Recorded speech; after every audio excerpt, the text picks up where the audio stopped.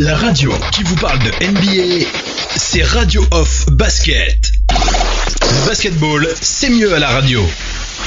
Bonjour à tous et bienvenue pour ce Gino Talk Raptors versus Nets pour parler déjà du match 3 de cette série du premier tour des playoffs. Pour en parler avec moi, on a le retour de Yonim. Salut Yonim. Salut à tous, hello.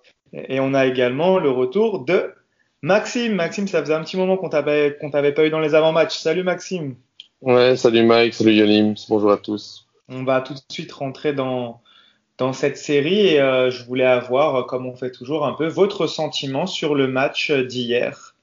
Yonim, comment tu as apprécié, comment tu as jugé la performance des Nets d'hier? C'est assez content, mine de rien, assez frustrant aussi ce match parce que on passe à pas grand-chose encore de prendre la win, mais bon, on voit qu'il y a quand même on va pas dire une classe d'écart, mais qu'il y a quand même un petit écart qui se fait quand même entre les Nets et les Raptors. Donc content quand même de la prestation des joueurs, mais un peu frustré quand même de pas récupérer la victoire au bout. Ouais, c'est un peu ce que je disais dans l'après-match. Le sentiment qui domine après la rencontre, c'est que les Nets étaient à fond.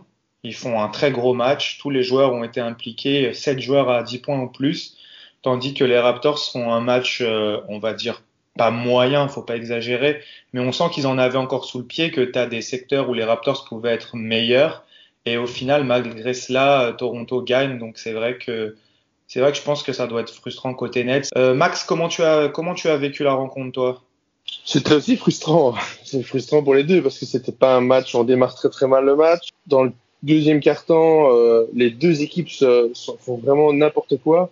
J'avais même tweeté, il y a deux paniers à 3 points sur 21 sur les deux équipes cumulées sur la deuxième quart-temps. On aurait vraiment dit que les deux voulaient pas prendre de l'avance, ni les Nets sur les Raptors, ni les Raptors sur les Nets. Et au final, ça a duré le mano à mano comme ça assez longtemps, jusqu'au dernier quart-temps où Toronto est repassé devant, mais tout juste. Et c'était très très compliqué, quoi. Ouais, et avec une victoire au final à l'arrache, un peu à l'expérience, on va dire, avec les cadres qui ont pris un peu les choses en main. Parfait, on va tout de suite passer au match du jour parce qu'il y a une grosse information que Yonim va nous confirmer. Le départ de Joe Harris, on fait le point sur les effectifs. Y a-t-il des blessés? Mais en tout cas, il y a ce départ de Joe Harris. Quel est l'impact pour toi de ce départ? Je pense que c'est un gros impact. Ah oui, bah c'était avec Caris LeVert, Jarrett Allen, ça faisait partie de notre Big Three, on va dire, de la bulle là. Même si bon, Timothée Luwawu commence à prendre de l'importance. Joe Harris, c'est vraiment, c'est un joueur que j'adore, c'est un joueur que je pense que tous les fans des Nets adorent. Le mec est ultra propre sur à peu près tout ce qu'il fait. Donc non, le fait qu'il soit parti là pour des raisons personnelles, rien qui soit lié au Covid. Enfin, en tout cas pour l'instant, on sait pas. C'est des raisons personnelles et je pense qu'il sera pas de retour. Enfin pour les fins de série pour le match 3 et 4, du coup il sera pas là. S'il doit revenir, ça sera pour le match 6 ou 7 peut-être, ce qui est autant dire que on le reverra pas de si tôt.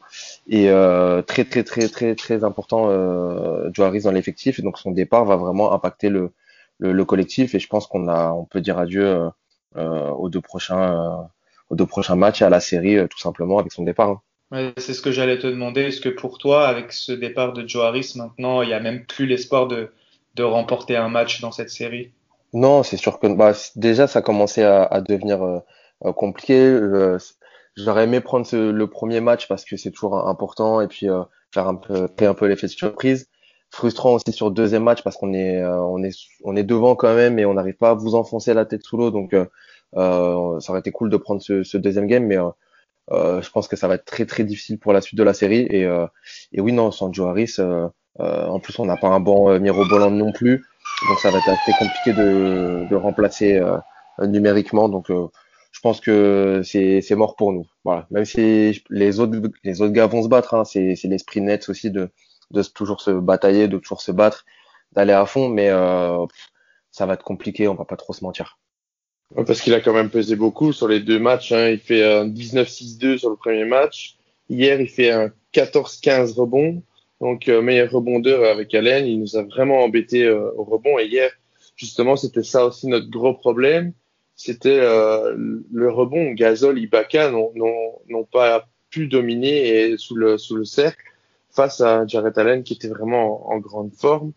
Euh, et on voit que les stats de Joe Harris sont bonnes aussi. Donc, c'est des joueurs qui nous ont bien embêtés et l'absence de Joe Harris pourrait être fatale aux Nets pour au moins le match 3. Et puis, si c'est 3-0, je pense que tout doucement, mentalement, ça va commencer à devenir difficile, quoi. Carrément. Ouais, très bien. Côté Raptors, Max, il n'y a pas grand-chose à dire. On a juste une info. O'Shea Brissett a quitté lui aussi la bulle pour à peu près la même raison que Patrick McCaw. On l'a vu, il était dans les virtual fans hier. C'était assez marrant de le voir sur l'écran en train de regarder ses coéquipiers. Il n'y a pas d'autres infos, il n'y a pas de blessés, tout va bien. Juste pour toi, Yonim, pour faire le point justement, qui va le remplacer dans le 5? Est-ce qu'on peut s'attendre à un retour de Kuruc du coup dans le 5 qui avait été sorti par Vaughn, remplacé par Luau Cabarro et du coup là à mon avis c'est lui qui va récupérer ce spot là, non? Ouais, je pense aussi, ouais. À voir si comment s'il sera 3 ou 4. Et, je pense que Timothée sera au poste 3 et que Kuruc reviendra dans le 5 à ce poste d'ailier fort. Voilà, après, comme je disais, hein, sur le banc, il n'y a pas grand monde non plus pour remplacer. Je pense que on va tranquillement, gentiment lâcher la série et puis faire jouer un petit peu les remplaçants, commencer à donner de l'expérience aussi à d'autres joueurs. Pourquoi pas préparer. De toute façon, cette série servait pour les Nets à préparer l'année prochaine. Donc ça va encore servir à ça là, je pense de voilà faire jouer, montrer un petit peu des joueurs pour les préparer tranquillement à la future saison. Ok, bon bah vu ce discours-là, on va pas forcément aborder les clés de la rencontre. Je vais juste te demander en fait, qu'est-ce que tu attends sur ce match 3 de la part des Nets? Bah c'est une victoire déjà, ça serait cool de pouvoir de pas se faire sweeper, ça serait même si ça serait logique, ça ferait quand même plaisir de pas repartir avec un petit sweep. Combativité comme d'habitude, du beau jeu, ce qu'ont fait les Nets dans la bulle, ce qu'ont fait les Nets pas mal cette saison, même si avec Kyrie Irving ça a été un peu plus difficile de retrouver des repères. Mais voilà, de ce que j'ai apprécié dans le match 1, non, dans le match 2 aussi, c'est ce côté de ne jamais rien lâcher, de toujours de mettre le doute à l'adversaire, le match n'est jamais fini. Donc j'espère que le match n'est jamais fini, que la série n'est pas finie non plus, qu'ils vont se battre quand même et qu'ils vont vous faire douter un petit peu. Voilà. Après, si certains joueurs peuvent se révéler un petit peu, taper des carrières high, on l'a vu Joe Harris là qui a fait son carrière en rebond. Si Jarrett Allen, voilà, s'il peut faire des petits records en playoff pour lui. Enfin voilà, pour les stats, tourner un petit peu pour eux, ça peut être cool. Voilà, après, si on peut prendre une victoire, je prends, hein, mais j'y crois moyen, j'avoue.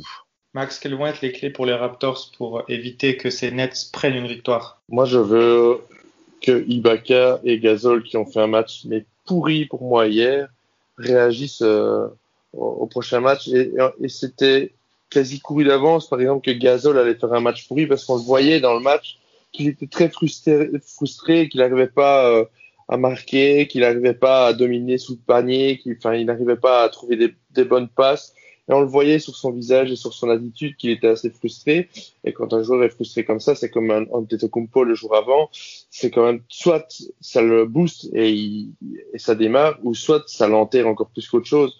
Donc je pense qu'il aura intérêt à se calmer mentalement, à reprendre la confiance. Et c'est ça que j'attends, c'est que les deux intérieurs reprennent un peu de la confiance. Ouais, je te suis. C'était très étonnant de voir Gasol aussi frustré aussi rapidement en fait. Il a eu beaucoup de mal à gérer les joueurs de plus petite taille qui ont défendu sur lui parce que Jarrett Allen en début de match, si je me trompe pas, il a plutôt défendu sur Siakam, mais ensuite ils ont fait beaucoup de switch et Allen s'est beaucoup retrouvé sur des petits à défendre sur Van Vliet ou sur Lowry. Ouais, Lowry, ouais. Et au final, Gasol avait toujours un joueur plus petit sur lui, mais il n'a pas réussi à se dépêtrer de ce joueur qui essayait de le couper de la balle et il a fait beaucoup de mauvais choix. Il n'a pas réussi à bien shooter et c'est très étonnant de voir un joueur aussi expérimenté d'abord ne pas trouver les solutions et ensuite s'énerver comme ça et le voir aussi frustré. Mais je sais pas ce qu'il y avait parce que même en défense, il était en retard sur tout. Il était en retard sur tout. Les pick and roll avec Allen, ses aides défensives, il n'était pas du tout dedans hier. Donc je te suis, j'attends une réaction également de Gasol. Pour l'instant, je suis assez déçu parce que Gasol, je l'avais mis comme un des joueurs que, avec sa perte de poids, sa motivation, le repos, je le voyais comme un des joueurs qui allait vraiment step up et je le voyais bien à 10-15 points par match. Et pour l'instant, c'est pas du tout le cas. Donc on va voir ce que ça va donner sur les matchs à venir. Et surtout que si on se dirige vers une demi-finale contre les Celtics, on risque de retrouver exactement la même chose. Les Celtics, ils n'ont pas vraiment de grands joueurs. Ils ont un Theis au poste de pivot qui est très énergique, qui bouge un peu partout, qui va essayer de le couper de la balle. Et s'il n'arrive pas à régler ça dès la série face aux Nets, ça va pas être très bon pour nous. Je m'égare un peu, je sors un peu du contexte. Yonim, quel est le duel que tu vas suivre, le ou les duels que tu vas suivre dans ce match 3? Je rejoins vraiment ce que vous dites là, du coup, parce que dans ce match 2 là, c'est vrai que vos intérieurs ont eu, bon, à part Siakam, mais ont eu du mal et j'ai apprécié aussi ce côté-là à l'intérieur avec Jarrett Allen, avec tous les postes 4 qui se sont relayés, qui ont switché, etc. Et je trouve qu'on a assez bien fermé le secteur intérieur, on va dire. Joe Harris qui avait sécurisé les rebonds, etc. C'était plutôt pas mal et j'espère que, enfin, ça peut être aussi du coup un facteur pour nous de vous forcer à jouer sur les lignes extérieures avec Van Vliet, etc. En espérant qu'il y ait un peu de moins de réussite qu'à l'habitude. Et c'est peut-être ça aussi qui va faire que si on arrive à fermer la raquette, continuer à frustrer Gasol, Ibaka, limiter Siakam, peut-être qu'on peut s'en sortir. Et donc je vais surveiller vraiment comment ça va se passer pour nous à l'intérieur du jeu. Sur le reste, bah ça va être comme d'habitude, je pense. Donc je pense que je vais surtout me focaliser sur ce secteur intérieur pour les Nets. Et si on arrive à vous limiter là-dedans, on a peut-être une chance. Mhm. Max, quel est le duel que tu vas suivre toi dans cette rencontre? Moi, j'ai envie de continuer à suivre Norman Powell, qui hier a fait une performance de dingue. Parce que les Nets pratiquaient souvent quand même, essayer de nous écarter de l'accès au cercle et pratiquaient parfois la zone pour bien nous embêter. Et justement, Norman Powell a bien réussi à pénétrer dans cette zone et à aller souvent vers le cercle. Et c'est la première fois, on va dire, depuis qu'il est dans la bulle, je pense que c'est son meilleur match. Donc, j'ai envie de voir s'il est capable de réitérer ce genre de performance. Je suis d'accord avec toi aussi. Je pense que le duel à suivre, c'est Powell face à celui qui le défendra. Après, c'était, comme je l'ai dit dans le retour dans le match, en fait, ce match, c'était fou parce qu'il y avait tellement de changements de défense que, en fait, on peut même pas dire qui a défendu Qui sur va qui. défendre, ouais. Il y a personne qui a défendu sur quelqu'un tout au long du match, en fait. Ouais. Comme Caris LeVert, les Raptors lui ont envoyé, je crois, tout l'effectif sur lui. Il n'y a pas un seul joueur qui n'a pas défendu sur Caris LeVert dans ce match. C'était assez dingue. Et voilà, on va regarder tout ça. C'est vrai que Powell, du coup, pour rebondir sur ce que Yoni me disait, vous avez bien réussi à fermer le secteur intérieur sur les grands, mais par contre, les pénétrations de Norman Powell ont fait vraiment, vraiment mal. Donc, je pense que c'est quelque chose à suivre aussi sur ce match 3, qui pour s'occuper de Powell, ou même les pénétrations de Van Vliet et Kyle Lowry en général. C'est vrai que ça a beaucoup joué sur la ligne arrière, mais on peut partir du principe que si vous verrouillez le secteur intérieur, la ligne arrière ne fera pas deux matchs de suite avec les trois joueurs à 20 points. Donc je pense que c'est une bonne stratégie aussi. C'est l'idée. Ouais, est-ce que tu voulais ajouter quelque chose au sujet de ces duels ou sinon on va passer directement aux éventuels Factor X? Non, on peut enchaîner, je pense.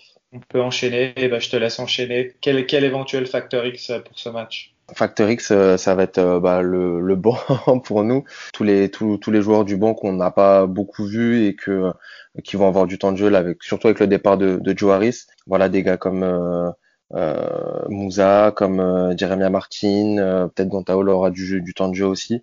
Voilà, et je pense que c'est eux qui vont faire pencher la balance.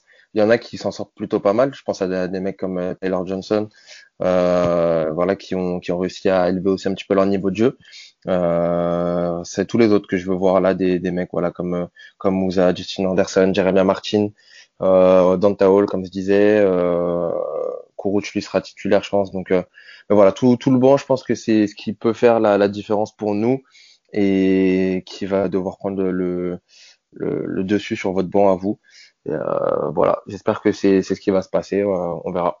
Et pour finir, Max, quels sont les éventuels... Comme on dit tout le temps, c'est dur de trouver un facteur X parce que chez les Raptors, ça vient de partout, on ne sait jamais. Hier, Terence Davis n'a pas joué, par exemple. Quel est ton sentiment? Quel joueur tu vois Moi, le facteur X, c'est même pas un joueur, c'est une action en général, c'est tout ce qui est lancer franc. Hier, on a peiné au lancer franc. Si on avait réalisé la même performance au lancer qu'au premier match, il y aurait presque pas eu de match parce qu'en fait, on a raté 9 lancers francs. On finit le match avec 5 points d'avance. Sans ces lancers francs, il y aurait de ratés, on aurait 12, 13, 14 points d'avance et il y aurait peut-être moins eu match. Et on a peiné pour repasser devant parce qu'à chaque fois, justement, Brooklyn, sur les contre-attaques, faisait beaucoup de fautes pour empêcher que l'on accède facilement au cercle. Et quand on arrivait sur la ligne, on les ratait. Donc, moi, le premier match, on avait fait, je pense, un 32 sur 33 au lancer. Ben, au final, ça nous a permis d'avoir une grosse avance. Ici, il faut se concentrer sur ça demain. C'est parfait, Max. C'est parfait, Yonim. Merci à vous d'avoir participé. Et comme on dit leur qu'on se quitte toujours, let's go Raptors! Let's go Raptors! Let's go Brooklyn! Lowry for three.